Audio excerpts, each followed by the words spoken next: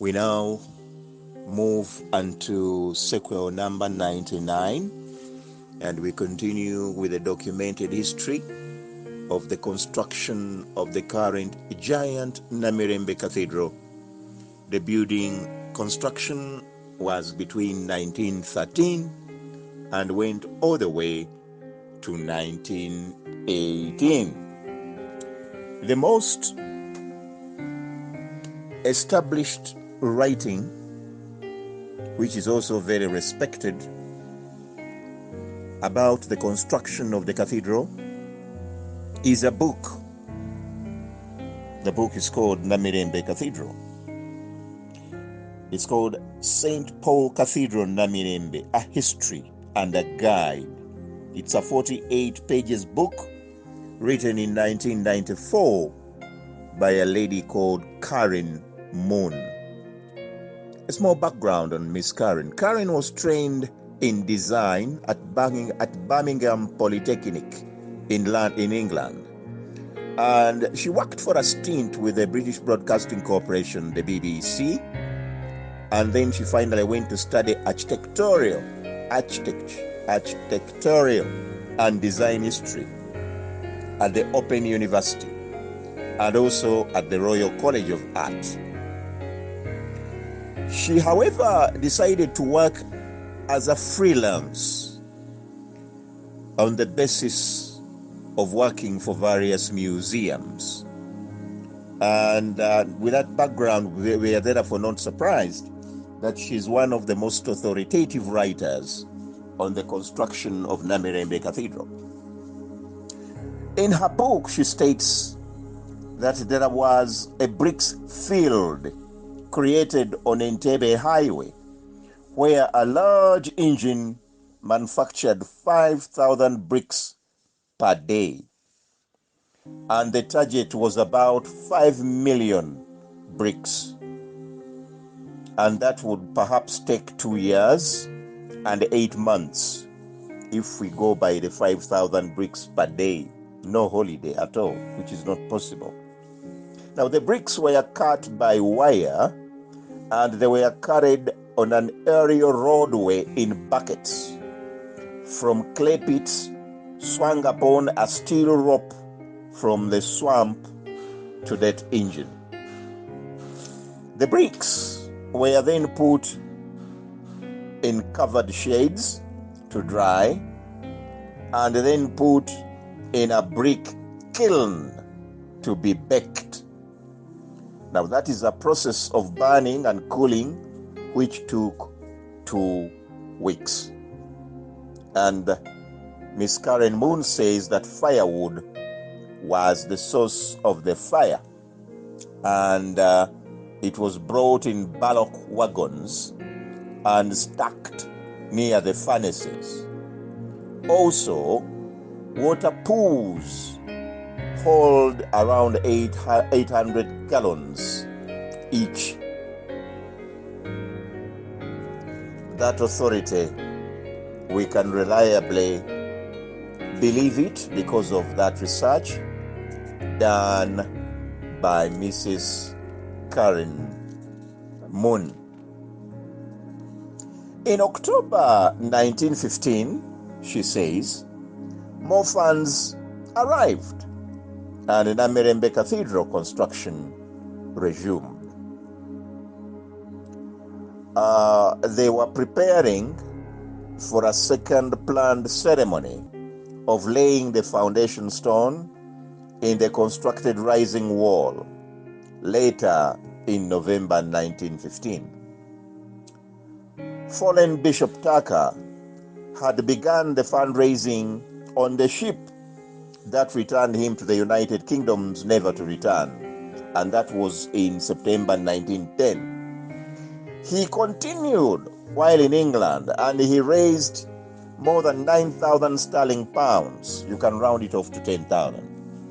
While in Uganda, a similar amount was also raised, enough for the required funds to construct the cathedral. However, in 1914, World War I began, and the cost and the prices all changed, and another 20,000 sterling pounds, which is times 2 the originally planned amount, was required. So the fundraising had to resume. The architect, Arthur Pite, was forced to alter the cathedral plan from the earlier grandeur, which we saw in sequel 98 pictorials, from that grandeur original one to what we see today, a much smaller and humbler structure. The fundraising was extended to Bunyoro. The fundraising also covered Ankole, and the fundraising also reached Toro. I must state here that the Bishop Tucker Theological College archives, which we now call the UCU archives, have a collection of reports of how that fundraising in Bunyoro, in Toro, in Ankole, and in Buganda was achieved. These collection reports are very well preserved. Now, extending the fundraising to Bunyoro, Ankole, and Toro did the trick. And the amount required was able to be raised, although that was slow, because, of course, a war was going on. Then there was the problem of transporting the materials from UK. Not all. There are some materials that require to come from UK.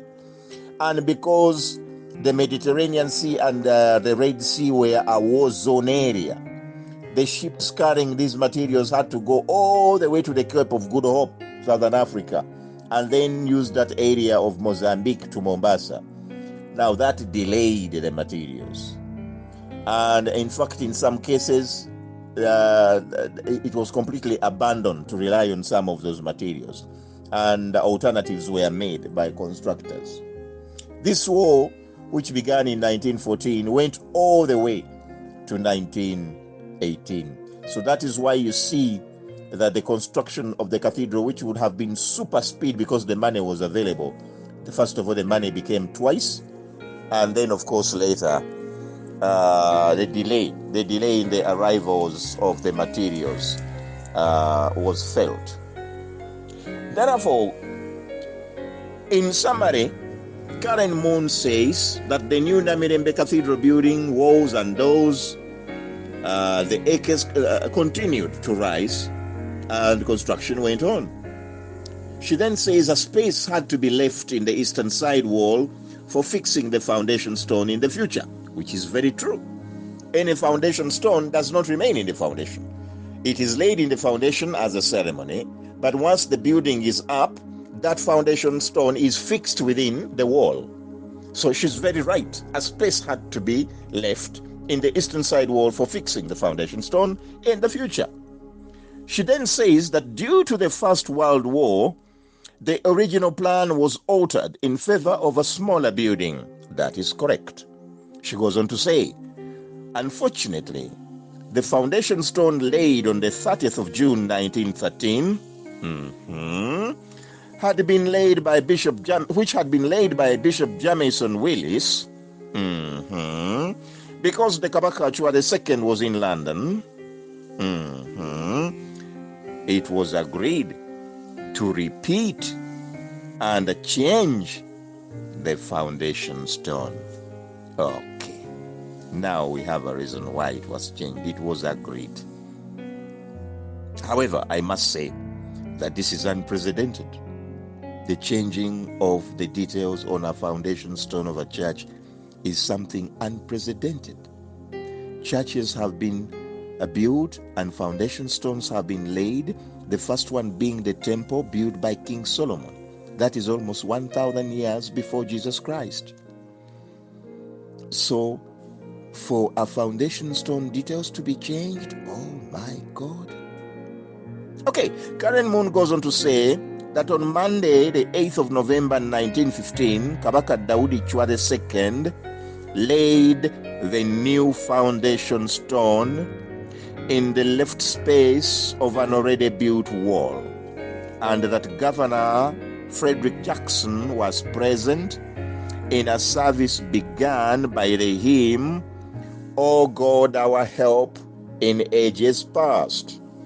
O God, our help in ages past. Blah, blah, blah, blah, blah, blah.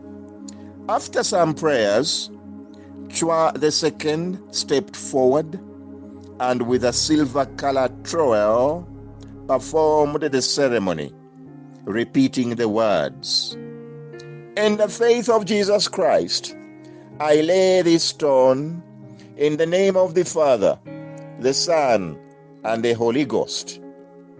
End of quote.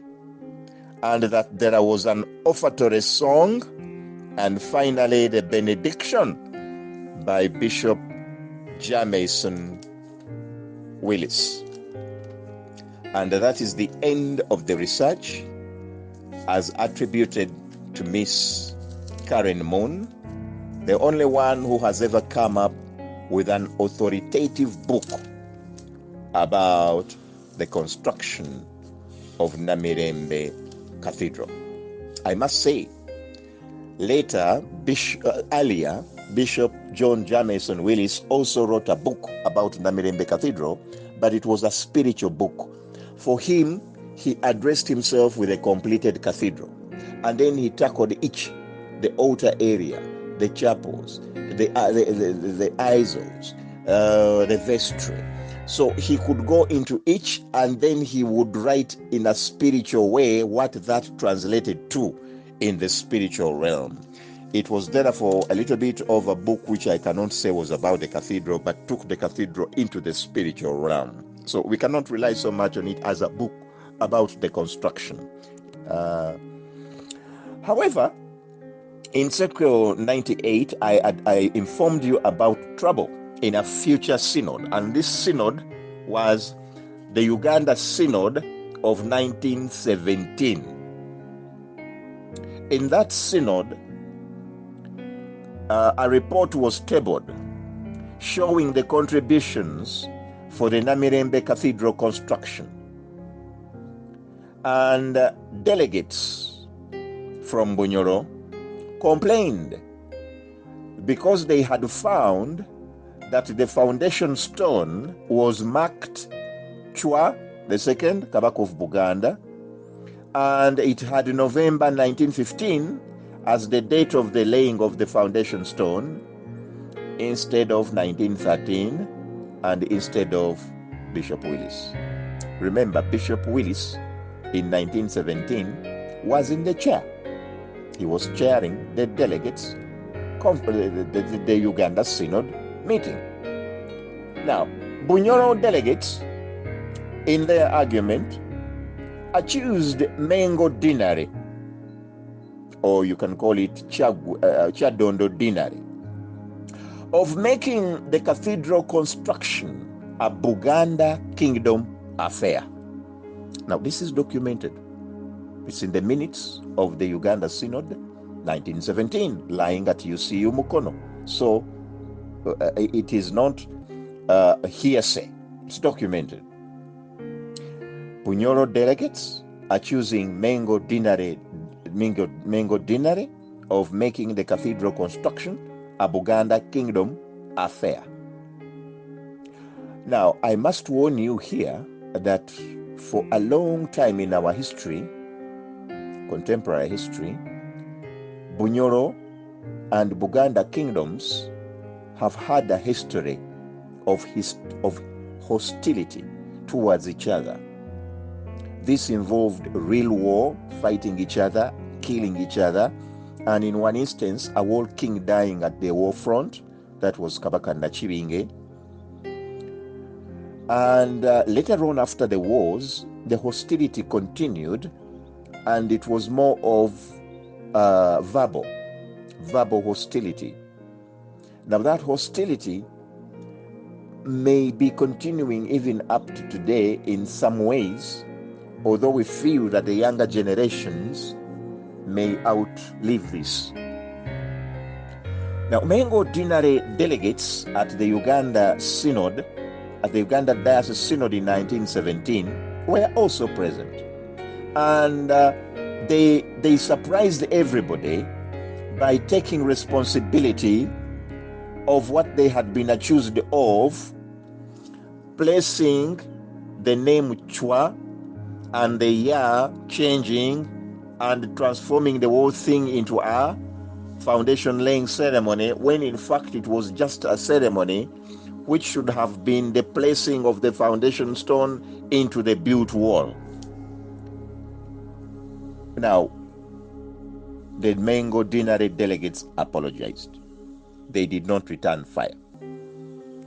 And that disarmed the Bunyoro delegates. And therefore, they joined the others. And by show of hands, accepted the Mengo Dinare apology. Now, that made the work of Bishop James Wilson very easy. Now, they agreed to put a second explanatory stone and be fixed at the very same area where the foundation stone was lying, but on top. And that the smaller stone would declare that the cathedral was for the entire Uganda diocese. Now, once that was agreed, Bunyoro delegates vowed to continue remitting their construction contribution. And so that is how the impasse was resolved. In today's sequel audio visual sequel, I've taken the trouble to show you the current position. And in the pictures, you can see the foundation stone, and above it, you can see what was agreed, that smaller stone. So that is the position agreed in 1917, and it is existing up to this very day. In conclusion, I want to draw your attention to the All Saints Cathedral, Nakasero, today.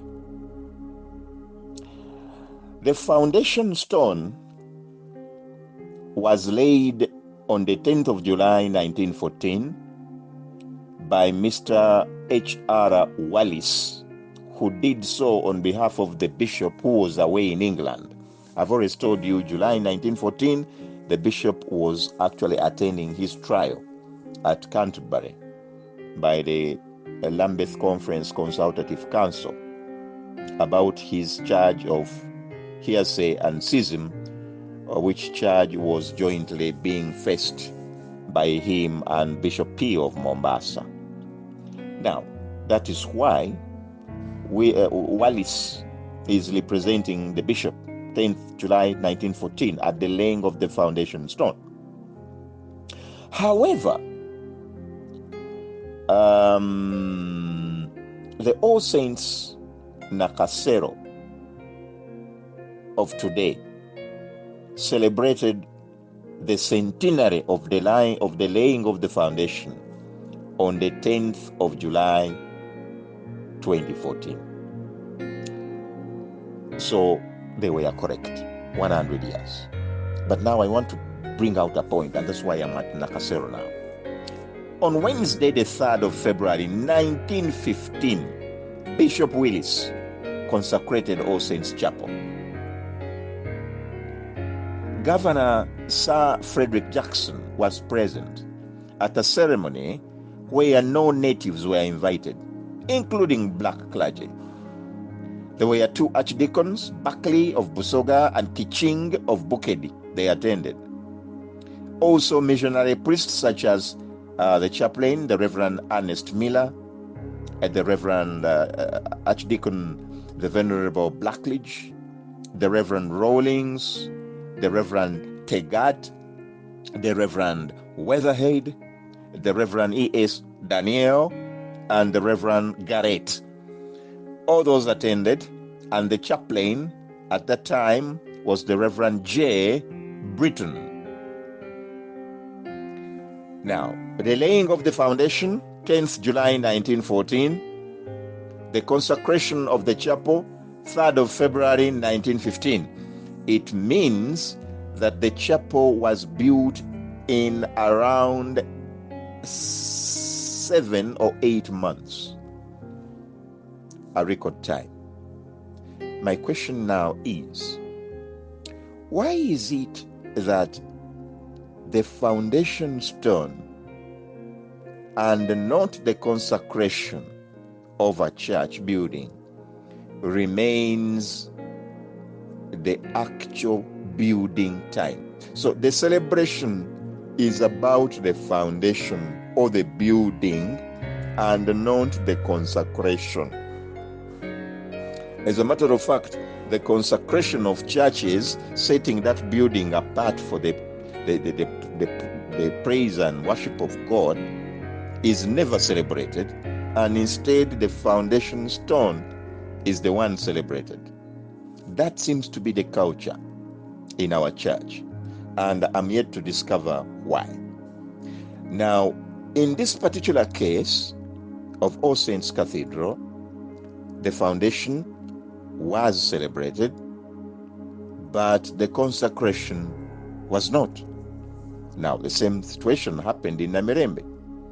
In Namirembe, the foundation on the 8th of November 2015 was celebrated very, very much. But the consecration of the cathedral, which was in 13th September 1919, when it came to 2019, the consecration 100 years was not celebrated. To me, this is very interesting because consecration is a spiritual gate, but it is never celebrated. Instead, it's the foundation. That is something I just wanted to put to your attention. We are celebrating foundations, but not consecration. And the precedent was there for All Saints Cathedral, Nakasero, and also for Namirembe Cathedral. May the good Lord bless us all.